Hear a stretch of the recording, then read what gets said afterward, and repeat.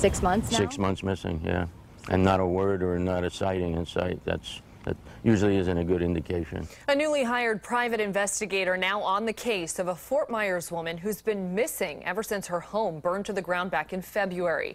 Lee County Sheriff's detectives suspect foul play in the disappearance of 46-year-old Donna Chatterton. 4 in Your Corner's Lisa Greenberg with more on the family's desperate search for answers in the Tice community that she called home. Lisa. This property where Donna Chatterton's mobile home once sat, now completely cleared, except for this memorial left here to honor Donna. And as hope fades that they'll ever find her, the family's hired a private investigator to help crack the case.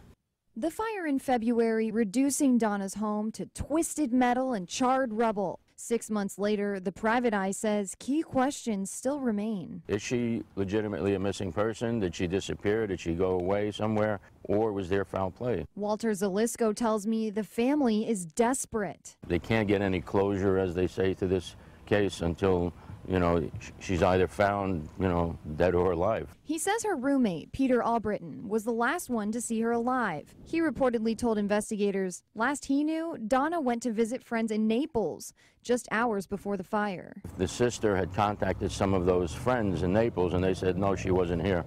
And a Naples trip sounds out of character to some neighbors who say Donna was a homebody. When I would go by, she's always sitting there and people are talking, but I've never seen her, on the street or walking up or down. Another chilling clue, Donna's space heater may have caused the fire. That right away raises red flags, like if she's not there and she went to Naples, why was that space heater on? Zalisco tells me he wants to know more from the roommate, but says he's not cooperating with detectives. Do you think that the roommate could have any kind of role in this?